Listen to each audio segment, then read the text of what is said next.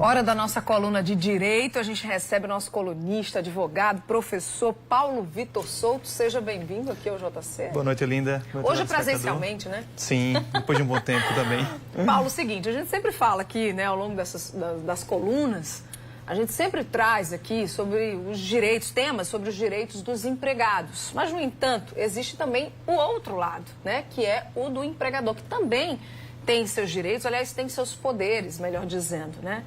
Que direitos ou que poderes o empregador tem nesse aspecto? Boa noite para você. Boa noite, mais uma vez, Linda. De fato, muitas vezes o empregado pensa que só ele tem direitos, mas o empregador também tem. E esses direitos dos empregadores são também denominados de poderes. São poderes de fiscalizar o empregado, são poderes de gerir a empresa, de controle, e são poderes que talvez os mais temidos pelos empregados, que é o poder disciplinar, que é o poder de punir. O poder de controle é de fiscalizar efetivamente, saber se o empregado está fazendo seu trabalho corretamente. O poder de gestão, o poder diretivo, é o poder de emanar ordens, de realmente determinar o que vai ser feito ou o que não vai ser feito. E o poder disciplinar consiste efetivamente em punição. Caso o empregado venha a cometer alguma falta no ambiente de trabalho, ele pode ser efetivamente punido. Isso é o chamado poder disciplinar, Linda. Sobre esse poder disciplinar, como é que ele funciona? Como assim? Linda, esse poder disciplinar, muita gente já exerceu esse poder sem saber que de fato é um poder ou um direito. Ou o empregado muitas vezes se recusa a ter determinadas circunstâncias e efetivamente isso vai contra os poderes do empregador. Isso é materializado de alguns modos: advertência, suspensão e a tão temida justa causa que nós já falamos aqui na coluna de direito. E isso, efetivamente, é como o poder disciplinar se materializa. São de várias formas. Muita gente pensa que é só o poder de realmente demitir por justa causa, mas não. Advertir, suspender e também, efetivamente, despedir por justa causa. E essas punições aí, existe alguma graduação, uma ordem que precisa ser seguida ou não? Linda, muita gente pensa que existe uma espécie de código de conduta, mas não é assim que funciona. A gente sempre costuma dizer no direito que depende. Não existe uma gradação necessariamente prevista em lei.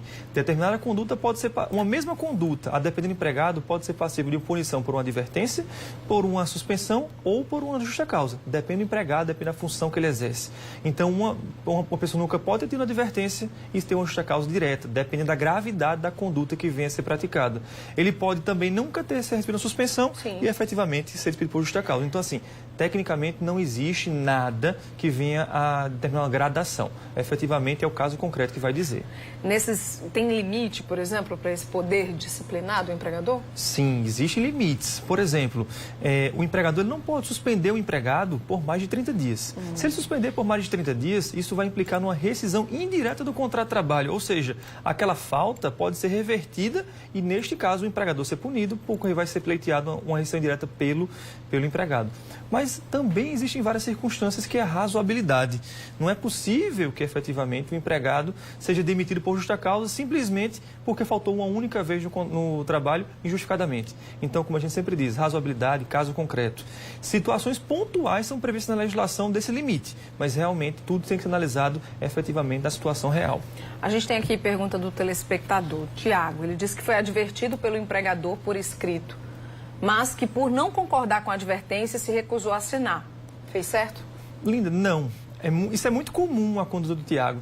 É normal que o empregado não concorde com aquela advertência e simplesmente diga, não vou fazer essa assinatura. A assinatura de uma advertência não significa a concordância do empregado com ela. Significa apenas que ele está sendo cientificado, avisado que está sendo advertido. Se o empregado se recusa a fazer isso, o empregador pode simplesmente chamar duas pessoas, duas testemunhas, para testemunhar e atestar que o empregado se recusou a assinar. Não necessariamente significa uma concordância com aquilo. Entendi. O André alega aqui que se recusou a cumprir ordens do empregador, que precisava sair do emprego mais cedo para resolver um compromisso particular e por conta disso foi suspenso do trabalho por 2 dias.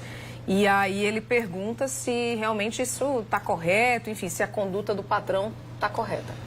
Linda, a suspensão, é importante frisar que a suspensão ela implica em punição também salarial, que o empregado deixa de ir para o trabalho e também deixa de receber a sua remuneração respectiva daqueles dias.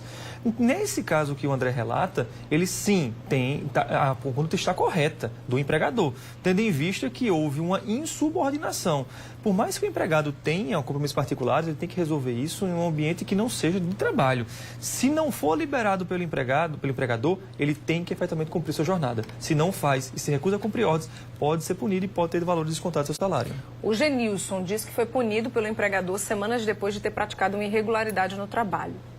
E aí ele pergunta ainda se isso pode acontecer. Dias depois você ser punido. Linda, uma das características do poder disciplinar é a sua imediatidade e a proporcionalidade na conduta.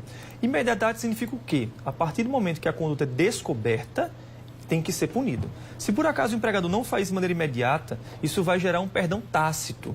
No caso que o Genilson traz, ele não nos relata se a descoberta do fato ocorreu logo após a conduta ou se foi por semanas depois. Se essa conduta, se essa descoberta ocorreu logo no primeiro momento e não foi punido, posteriormente a punição não pode ocorrer.